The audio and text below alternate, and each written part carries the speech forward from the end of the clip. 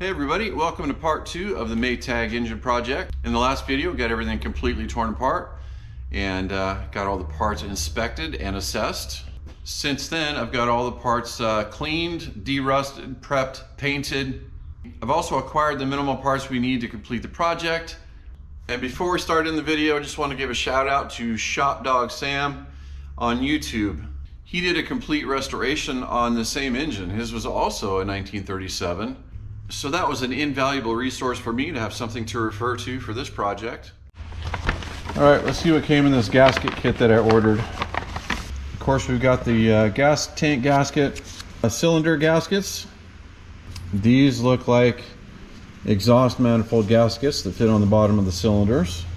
This must be the gasket for the exhaust and muffler. And this is good. I was wondering about this. It comes with some shims to adjust the end play of the crankshaft. I can't tell if they're all the same thickness or a different thickness, but that's good those are in there. I guess that's another one that's a little bit thicker, so we've got some options there. This is where I got the parts from, Flywheel Supply, flywheel-supply.com. I also got some new decals, so when we're done with the assembly and we get all the paint freshened up, we'll put the new decals on, and this should really sharpen it up. As far as the gap on the spark plugs go, the original service manual says to gap the plugs at 37 thousandths, but the supplier that I got the plugs and the coil and the condenser from recommends 25 thousandths.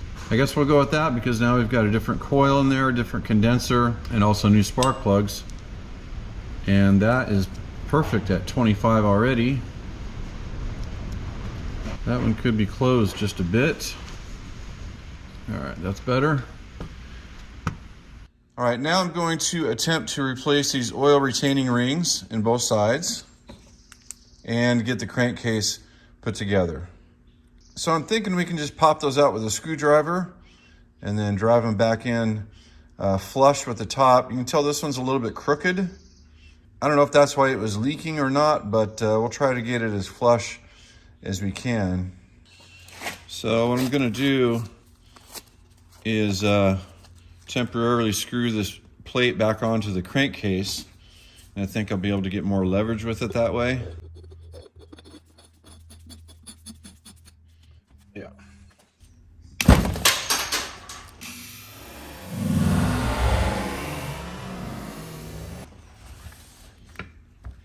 So now I just want to make sure the inside right here is thoroughly and completely clean, and then we'll drive that new one in and do the same on the other side. You've probably seen me use these things before. They're kind of like cheap Scotch-Brite bits for a Dremel tool or some high-speed rotary tool. I use these things all the time. They do deteriorate pretty quickly, but they work well.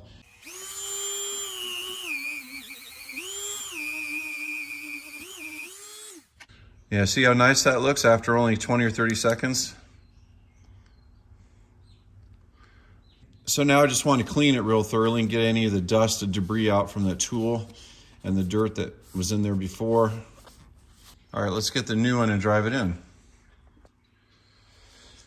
And here's the new one. You can see it's got some burrs on it. It's a little bit boogered up from something, so I need to clean that before we can put that in.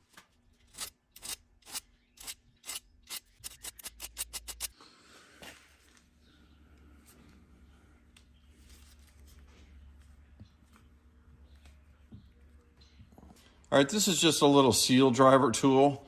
I don't use these too often, but once in a while they do come in handy.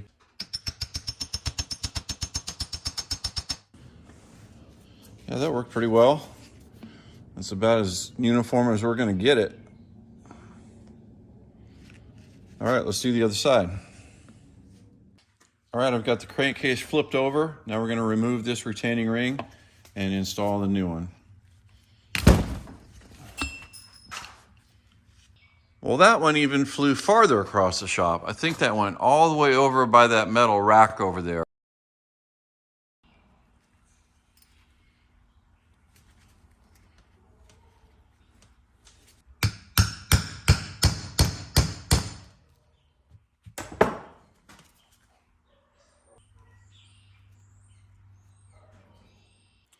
I've only got one coat of paint on all this stuff.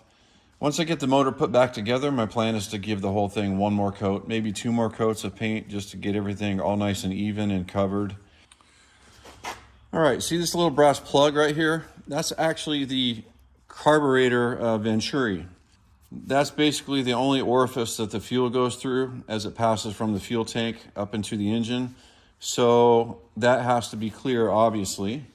So one way to make sure that's clear, so I'm using a G string from an electric guitar, and that seems to be a good diameter to poke up there through the venturi. And you can see the string up in the bore in there, so we know it's gone all the way through. Move it up and down a little bit, sort of wiggle it around and pull it out. And that's all there is to it. So we know this venturi is clear. If your crankshaft had any up and down or side to side movement inside the crankcase, then you would have to replace these brass bushings on both sides as well. But because our crankshaft fit well, there was no side to side or up and down movement at all. I did not have to replace those bushings, so that's nice. But of course, you want to make sure they're all nice and clean, so take care to get all the dust and everything out of there you possibly can before you reassemble it. So at this point, I think we're ready to start reassembling. I do have the crankshaft all cleaned up and lightly polished. The crankcase is all clean inside and good to go. So I think we can go ahead and put the crankshaft back in and work our way from there. One thing that I am going to do quite thoroughly as I put things back together is we're really going to oil this thing.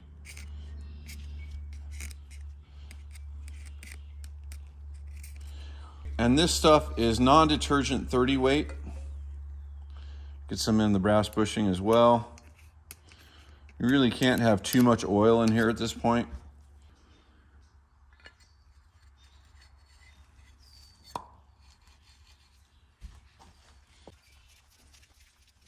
All right, so now I'm going to put the front cap on the crankcase, but if you remember, we have to put these little thin spacers on here and figure out the end plate. So I'm going to have to do this a couple times. So I'm going to do this off camera, and I'll bring you back when I'm done and let you know what happened there. All right, it looks like this one thin paper gasket is about right for the end plate. Once I get that on there, it feels real good. So we're going to go ahead and seal it up and cinch it up. We'll test it one more time just to make sure nothing has changed, and then hopefully that will be done. Now, as far as what sealant to use, I'm going to try something different, and this is a tip from Shop Dog Sam. I mentioned him earlier.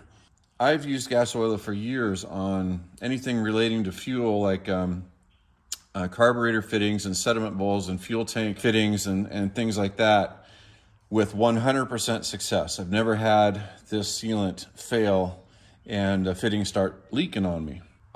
Shop Dog Sam also uses this stuff sometimes as kind of a gasket sealer, like around flat surfaces like this, which I have never tried before.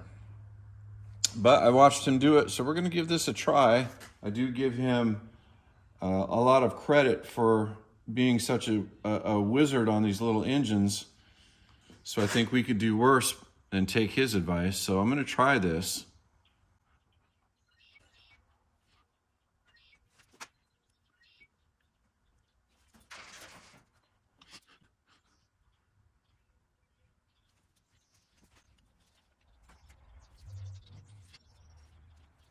That looks satisfactory for now. I'm going to put just a little bit on this side as well, just like I would do with a regular gasket sealant.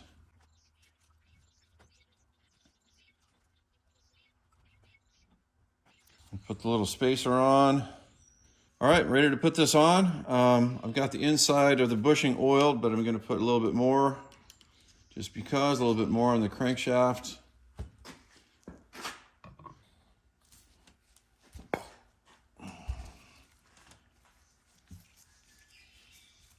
Let me get that tightened down with a wrench. All right, I've got this plate cinched down. Got the excess sealant wiped off. I also polished up and cleaned this part here. That's where the backing plate sits on the engine. And it spins real freely, and there's virtually no end play going on.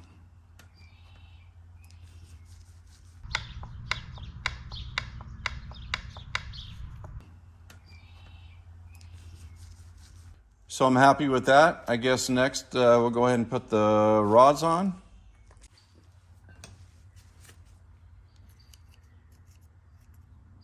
I think we have to put the rod cap on first. Make sure we know where the markings are. I think this has to go here. Yeah, then we kind of hold it on the back side.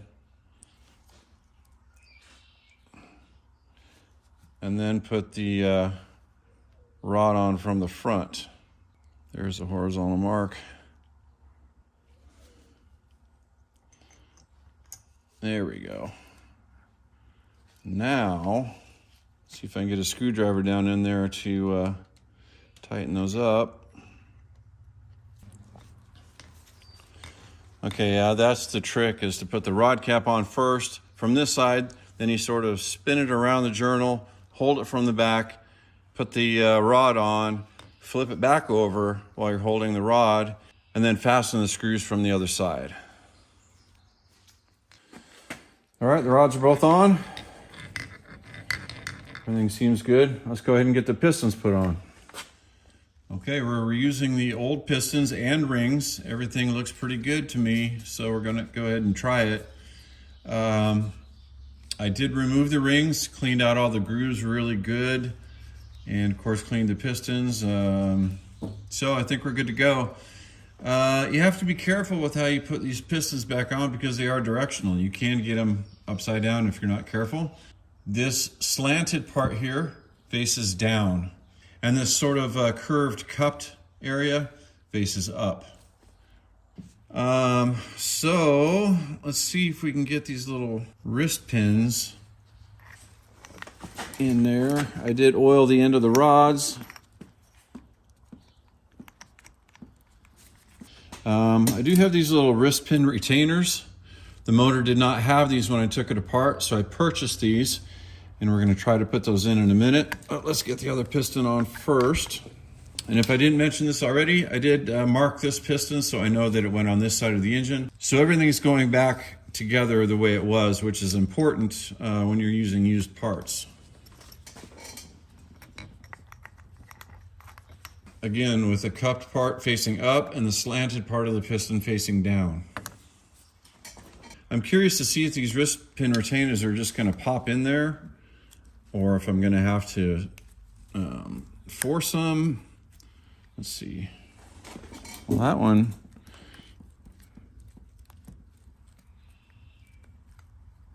See, now this one's kind of loose.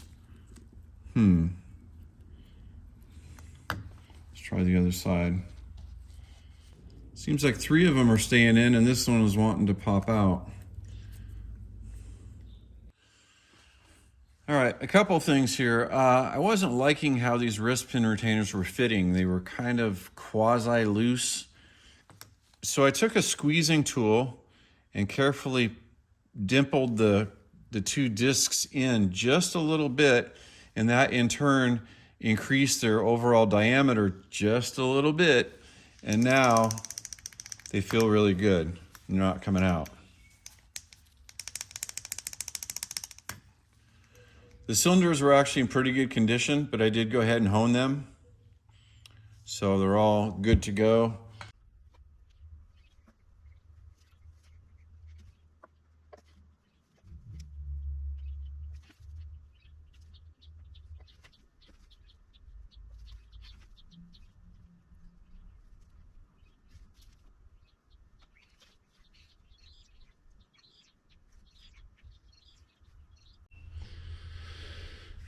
Okay, here we go. All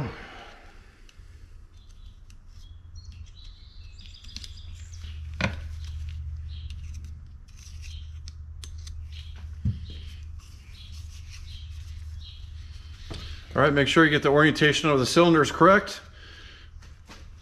That is up, this is down, so the exhaust port goes on the bottom. And I'm not going to use a string compressor. I'm just going to try to use my fingers and compress them one by one and see if we can just get her to go in that way.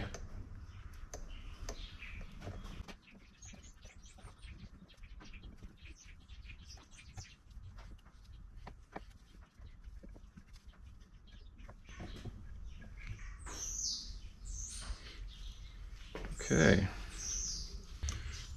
All right, I'm gonna get all these snug, but I'm not going to torque them down just yet.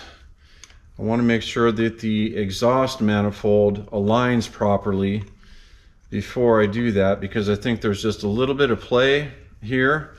And if that surface where the exhaust manifold meets is not perfectly flat, you know, you're gonna have a problem there. Yeah. All right, I went ahead and put the gaskets underneath the exhaust manifold just to make sure it was fitting the way it's supposed to fit. And let me tell you, this is a very tight tolerance. So much so that the thickness of the cylinder head gaskets can cause this manifold not to fit. If they're too thick, cylinders are going to be a little bit farther apart, and these holes aren't going to line up. In my case, they did line up, but just barely. So now this is cinched down, so now we can go ahead and torque all the cylinder head bolts down. And then I'm going to remove this again, put some sealant on the gasket, and cinch that back on for good. All right, I've got both cylinders torqued. We're going to remove the exhaust manifold now, get that sealed up and reinstalled.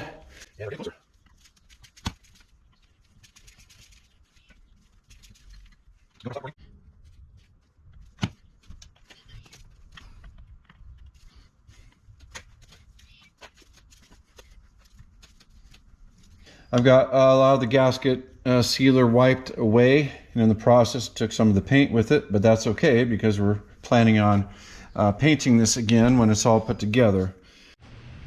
All right, let's take a look at this old coil real quick. Here are the ears on it. That's where you attach the spark plug wires. The old spark plug wires had the wire in the center, and it was stripped and bent over, and you just hook it over the dog ear like that and crimp it down, and that's how it was. Well, this new coil is modern. It's a little bit different. The manufacturer put different types of tabs on it, so you could actually put a modern type terminal on there.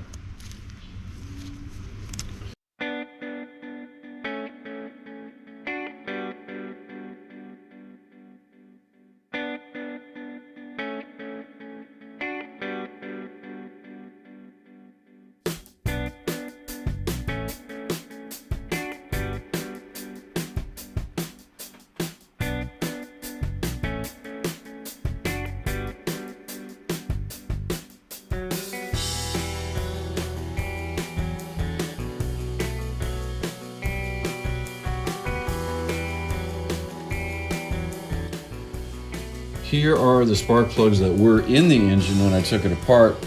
They were ND-W14-uniform. The new replacement plugs I got are Autolite 216s. You can see they're just a little bit longer than the old ones. So just to be careful, I will test fit these in the cylinders before I start the engine for the first time.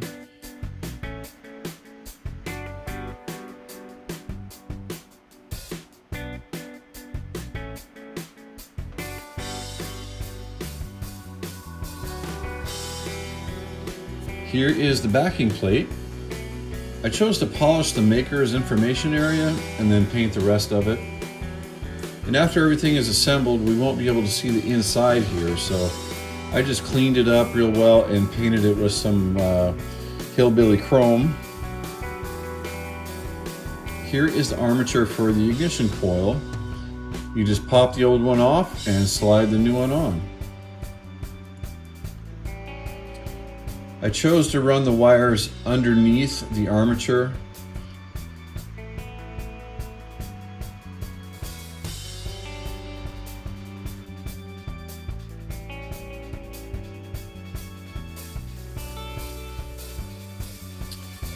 And I lined up the feet of the coil assembly with the tabs of the backing plate. And I might have to adjust this later, but this is a good place to start. And this is where everything was when I took the motor apart. This gasket here goes underneath the points. And I made this one myself before I realized there was actually a new one in the gasket kit that I bought. I was able to clean up the surfaces of the point contacts, so I am reusing them. They're actually in pretty good condition.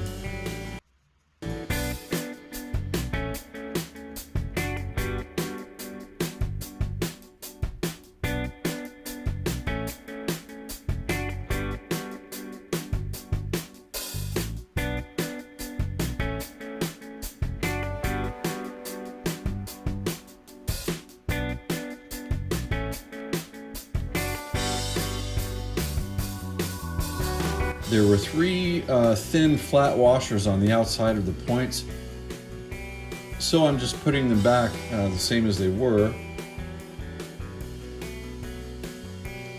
Then you install this little hairpin clip to hold everything down.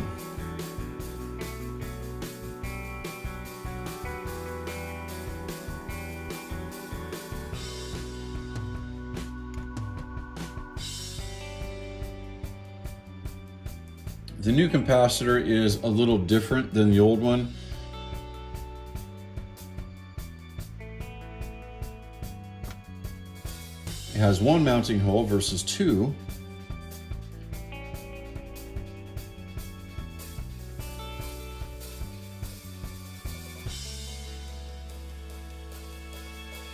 And this old wire here attached to the base of the points is no longer necessary, because the wire is just built into the top of the capacitor, and that's where it runs to.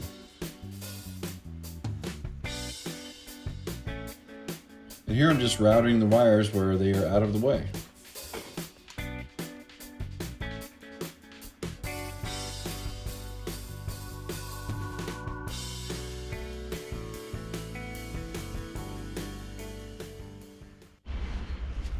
This little tab on the back is how you line the backing plate up when you install it.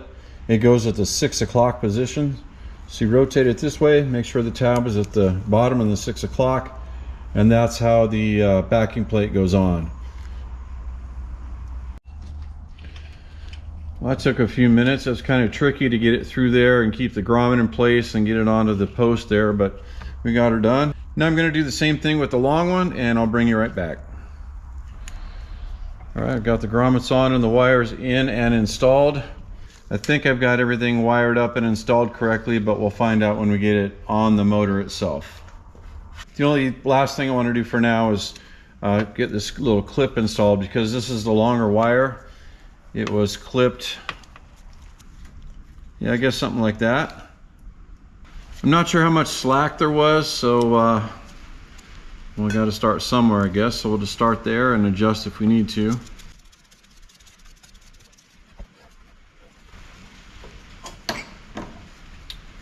All right, good.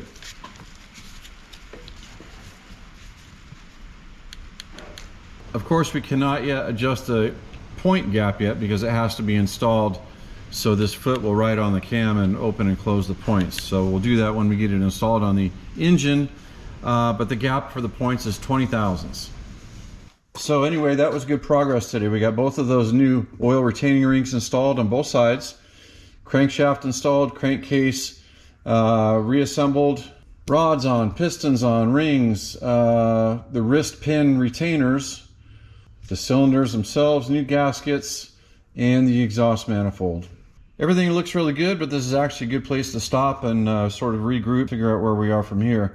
I think the rest of it's going to go relatively quickly. And if you listen real close, we can even tell we have compression. Listen.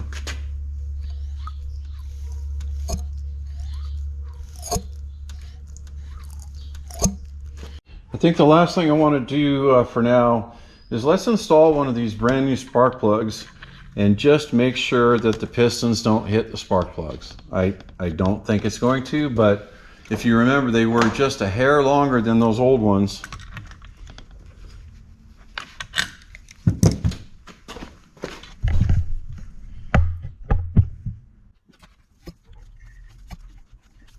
All right, there's clearance in there. I just wanted to be 100% sure about that. But I think that looks pretty good. Starting to look like an engine again. So thanks everybody for tuning in. Hope to see you on the next video. We'll get it all completely reassembled. I'll put another coat or two of paint on the whole thing. And then if we have time in that video, we'll even try to get it running. Take care, everybody.